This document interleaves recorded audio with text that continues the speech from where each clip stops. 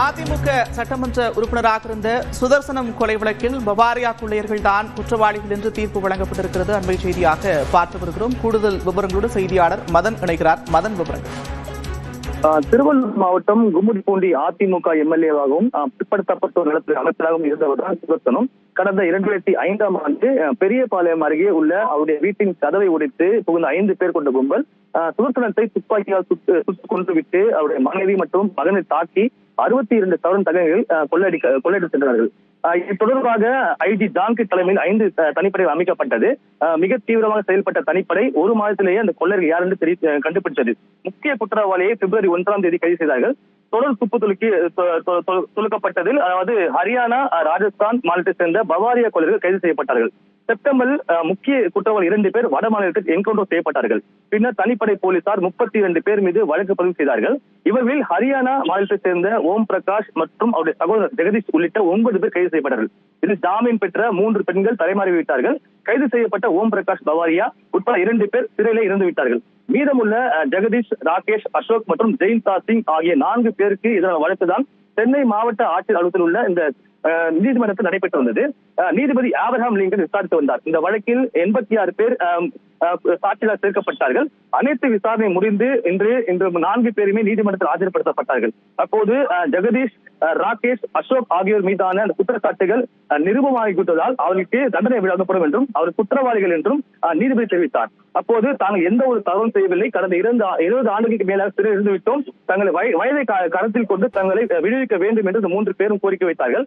ஆனால் இவர் குற்றவாளிகள் என்று தெரிவித்து இதற்கான தண்டனை விவரங்களை வரும் 24ஆம் தேதி அறிவிப்பதாக தற்போது நீதிமன்றம் தெரிவித்துள்ளது. அதே போல தற்போது ஜாமீன் வெளியே வந்துள்ள ஜெயின்தா சிங் தொடர்பான அந்த தண்டனை விவரம் அன்றைய தினம் வழங்கப்படும் என்றும் தற்போது தெரிவிக்கப்பட்டுள்ளது. நிச்சயமாக பெரும் அதிர்ச்சியை ஏற்படுத்திய ஒரு சம்பவம். அப்போது முதலமைச்சராக இந்த ஜெயலலிதாவும் கூட தனிப்படை அமைத்து உடனுக்குடனாக இந்த விசாரணையை தீவிரப்படுத்தி இருந்தார். தற்போது மிக முக்கியமான ஒரு அறிவிப்பு வெளியிடப்பட்டிருக்கிறது நீதிமன்றத்தால். நிச்சயமாக இந்த வழக்கு விசாரணையின் போது மிக முக்கியமாக கவனிக்கப்பட வேண்டிய வாத பிரதிவாதங்கள் என்னென்ன மதன்? கண்டிப்பாக இந்த வழக்கை பொறுத்தவரைக்கும் ஏற்கனவே 2 பேர் ஆரம்ப கட்டத்திலேயே சுட்டுக் கொல்லப்பட்டு விட்டார்கள்.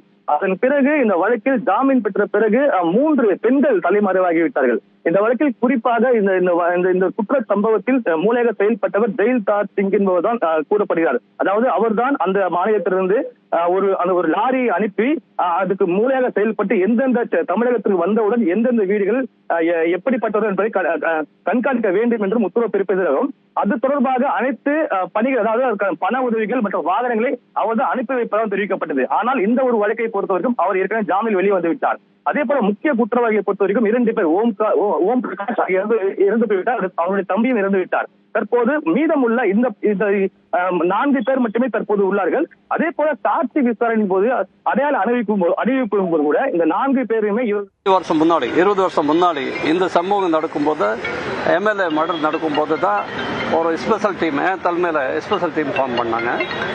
நாங்கள் டீம் வச்சுட்டு நாங்கள் போயிட்டு நார்த் இந்தியாவில் போயிட்டு கேஸ் கண்டுபிடிச்சிட்டு அந்த குற்றவாளிகள் தான் செக்யூர் பண்ணிட்டு வந்தோம். மொத்தம் நாங்கள் 15 குற்றவாளிகள் செக்யூர் பண்ணோம். 13 அரெஸ்ட் பண்ணியிருக்கோம். 2 பேருக்கு என்கவுண்டர் பண்ணோம். மேரட் பக்கத்தில், உத்தரப்பிரதேசில் மேரட்டில் 2 பேருக்கு என்கவுண்டர். முக்கியமான அவங்க குற்றவாளி நம்பர் 3 and 4 ரொம்ப பூரா ஜீத்தன் ரொம்ப முக்கியமான. A1 ஓமா பவரியா, A2 ஜெகதீஷ், A3 ஜீத்தேந்திர பூரா. 3 and 4க்கு என்கவுண்டர் ஆயிடுச்சு. A1 and 2, A1 இறந்துட்டார் ஜெயிலில் இருக்கும்போது. இப்போ இந்த 24 கேஸில் ஃபர்ஸ்ட் 3 கேஸில் நாங்கள் கன்விக்ஷன் வாங்கிட்டோம். அந்த கன்விக்ஷனில் 2 பேருக்கு தூக்கு தண்டனை கிடைச்சது. தூக்கு தண்டனை ஹைகோர்ட்டில் கம்யூட் ஆகிட்டு லைஃப் இம்ப்ரிசன்மெண்ட், ஆயுள் தண்டனை, லைஃப் இம்ப்ரிசன்மெண்ட் கிடைச்சது. அந்த லைஃப் இம்ப்ரிசன்மெண்ட் கிடைச்சது 3 குற்றவாளி.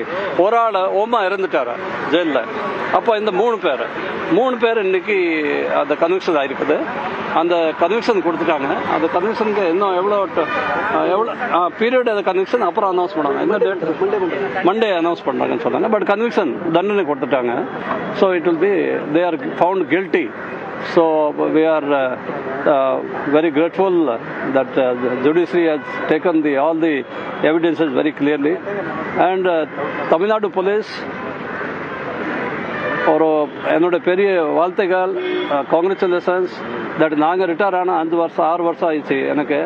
ஆனால் தமிழ்நாடு போலீஸை அந்த குறிப்பிட்ட திருவள்ளூர் போலீஸு, அந்த பெரியபாளையம் இன்ஸ்பெக்டர், அவங்க எல்லாம் ரொம்ப நல்லா ஹார்ட் ஒர்க் பண்ணிவிட்டு அந்த பழைய ரெக்கார்ட்ஸ் எல்லாம், பழைய எவிடன்ஸஸ், பழைய கேஸ் ப்ராப்பர்ட்டி, பழைய விட்னஸஸ், அதில் சில பேர் விட்னஸ் இப்போ இல்லை, ஸோ கால்மான் ஆகிட்டாங்க. ஸோ அந்த மாதிரி எல்லாரும் ப்ரொடியூஸ் பண்ணிவிட்டு இந்த மாதிரி ஒரு கோர்ட்டுக்கு கன்வின்ஸ் பண்ணிவிட்டு ஒரு கன்விக்ஷன் வாங்கணும் கேஸில். அது ஒரு பெரிய பாராட்டக்கூடிய விஷயம். லைஃப் டைமில் இது எவ்வளோ பெரிய அச்சீவ்மெண்ட். அது one of the I can say that one of the great in police டிபார்ட்மெண்ட்டில் பண்ணது ஒர்க்கு. அதை எங்களுக்கு தெரியும் உண்மையான குற்றவாளிகள், உங்களுக்கு தெரியும் குற்றவாளிகள். பட் கடைசியில் கோர்ட்டு தீர்மானம் போட்டால் தான் அது நமக்கு இது இருக்கும், ஆமாம் குற்றவாளி உண்மை தான் அந்த குற்றவாளிகள். ஆனால் அது கூட 20 வருஷம் கழிச்சு கொஞ்சம் ஒரு சொல்ல முடியாது எப்படி அவன் கேஸ்ன்னு சொல்லுங்க. அதனால தான் எல்லாரும் நாங்கள் யோசிச்சுட்டு இருந்தோம். நல்ல வேலை இன்னைக்கு கன்விக்ஷன் ஆயிடுச்சு. இது இப்போ எப்படி ட்ரேஸ் பண்ணாங்க? தமிழ்நாட்டில் நடந்தது, வேற மாநிலம். அது ரொம்ப பெரிய கதை, நீங்கள் பார்த்துருக்கீங்க. இப்போ நான் ஸ்டார்ட் பண்ணிட்டேன்னா அதில் 1 hour ஆயிரும், உங்களுக்கு எவ்வளோ டைம் இருக்காது. ஆனால் நீங்கள் ஏற்கனவே க்ளூ இங்கேருந்து ஃபர்ஸ்ட் க்ளூ அங்கே சீனில் இருக்கும்போது சில பொருள் கிடைச்சது. அந்த பொருள் பார்த்தா அதெல்லாம் இங்கே தமிழ்நாடோட கிரிமினல்ஸ் கிடையாது, நார்த் இந்தியன் கிரிமினல். அதை வச்சுட்டு தான் நான் சொன்னேன், அதுக்கு யாரும் நார்த் இந்தியன் கிரிமினல்ஸ் தான் இருக்கணும் அதில். அங்கேருந்து அப்படி நார்த் இந்தியா போகிறோம். நார்த் இந்தியா மீன்ஸ் அங்கே திருவள்ளூர்லேருந்து ஜம்மு காஷ்மீர் வரைக்கும் நார்த் இந்தியா, பெரிய நார்த் இந்தியா. அது நார்த் இந்தியாவில் எந்த ஊர், எந்த கேங்கு, அதெல்லாம் ஒன்றும் தெரியாது. ஸோ கஷ்டமான விஷயம். ஆந்திராவில் ட்ரை பண்ணோம், மகாராஷ்டிராவில் பண்ணோம், மத்திய பிரதேஷ், உத்தரப்பிரதேஷ் எல்லாரும் பண்ணிட்டு கடைசியில் அந்த அங்கே க்ளூ கிடைச்சது. ஃபிங்கர் பிரிண்ட் டெலி ஆயிடுச்சு. அது ரொம்ப முக்கியமான விஷயம். ஃபிங்கர் பிரிண்ட் டெலி ஆகும்போது கன்ஃபார்ம் ஆயிரும், அது ஒரு கன்ஃபர்மேஷன். அதான் ஃபிங்கர் பிரிண்ட் போய் சொல்லாது. ஸோ ஃபிங்கர் பிரிண்ட் டெலி ஆகி போச்சு. ஸோ அது ஒரு நல்ல விஷயம் எங்களுக்கு. இப்போது அது 1 by 1 நாங்கள் செக்யூர் பண்ணோம். அது ரொம்ப ஹார்ட் ஒர்க் பண்ணாங்க அந்த time. My salutes to all my police people கூட இருந்தாங்க. எல்லாரும் சப்போர்ட் இருந்தது. சப்போர்ட் இல்லை, எல்லாரும் சப்போர்ட் கொடுத்ததுனால தான் எங்களுக்கு சப்போர்ட் இருந்தது. நல்லா எல்லாரும் சப்போர்ட்டு அது இருக்கிறதுனால தான் நான் இங்கே கொண்டு போயிட்டு அவ்வளோ செக்யூர் பண்ணிக்கொண்டோம். மற்ற ஸ்டேட்ஸ்க்கு, அதர் ஸ்டேட்ஸ்க்கு நிறைய சப்போர்ட் பண்ணாங்க எங்களுக்கு. அதர் ஸ்டேட்ஸோட போலீஸ் எல்லாம் நல்லா சப்போர்ட் பண்ணாங்க. எல்லாரும் சப்போர்ட் பண்ணாங்க. தேங்க்யூ. நன்றி. தேங்க்யூ. கும்மிடிப்பூண்டி அதிமுக சட்டமன்ற உறுப்பினராக இருந்த சுதர்சனம் கொலை வழக்கில் பவாரியா கொள்ளையர்கள் தான் குற்றவாளிகள் என்று நீதிமன்றம் தீர்ப்பு வழங்கியிருக்கிறது. அண்மை செய்தியாக பார்த்து வருகிறோம். இது தொடர்பாக அப்போது 2005ஆம் ஆண்டு கொலை செய்யப்பட்ட அந்த நாளில் விசாரணை அதிகாரியாக தனிப்படையினுடைய தலைவராக செயல்பட்டவர் ஓய்வு பெற்ற டிஜிபி ஜான்கிட். அவர் செய்தியாளர்களை சந்தித்த காட்சிகளையும் பார்த்தோம். எப்படி அந்த கைதிகளை கைது செய்தார்கள், கொள்ளையர்களை எப்படி கைது செய்தார்கள் என்பது தொடர்பாகவும் அவர் விளக்கம் அளித்திருந்தார். ராஜஸ்தான் சென்று 15 குற்றவாளிகளை கைது செய்ததாக அவர் தெரிவித்திருந்தார். 2 பேர் என்கவுண்டர் செய்யப்பட்ட நிலையில் சிறையில் ஒருவர் உயிரிழந்ததாகவும் அவர் தெரிவித்திருந்தார். மிக முக்கியமான ஒரு வழக்கு, அப்போது பரபரப்பாக பேசப்பட்ட ஒரு வழக்கு. அதிமுக சட்டமன்ற உறுப்பினராக இருந்த சுதர்சனம் கொலை வழக்கில் பவாரியா கொள்ளையர்கள் தான் குற்றவாளிகள் என்று தீர்ப்பு வழங்கப்பட்டிருக்கிறது. அண்மை செய்தியாக பார்த்து வருகிறோம். 2005இல் அரசியல் ரீதியாக மிகப்பெரிய தாக்கத்தை ஏற்படுத்தியிருந்த இந்த வழக்கில் தனிப்படை அதிகாரியாக செயல்பட்ட ஜான்கிட் சற்று நேரத்திற்கு முன்பாக செய்தியாளர்களை சந்தித்திருந்தார். பல்வேறு முக்கிய விஷயங்களையும் அவர் பகிர்ந்திருந்தார். அருகில் இருக்கக்கூடிய ஆந்திரா, மகாராஷ்டிரா உள்ளிட்ட பல்வேறு மாநிலங்களில் இந்த கொலை தொடர்பாக விசாரணை நடைபெற்றதாகவும் இறுதியில் ராஜஸ்தான் சென்று குற்றவாளிகளை கைது செய்ததாகவும் அவர் குறிப்பிட்டிருந்தார்.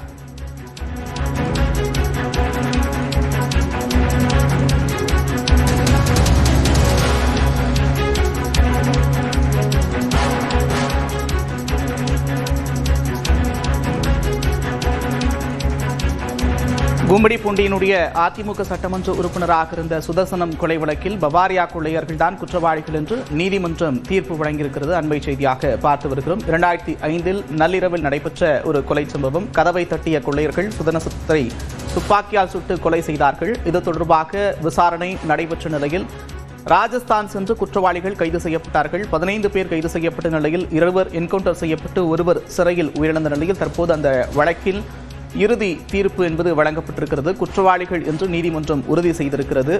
தமிழகத்திலிருந்து வடமாநிலத்திற்கு சென்று குற்றவாளிகளை பிடிப்பது அவ்வளவு சுலபமான காரியமில்லை என்று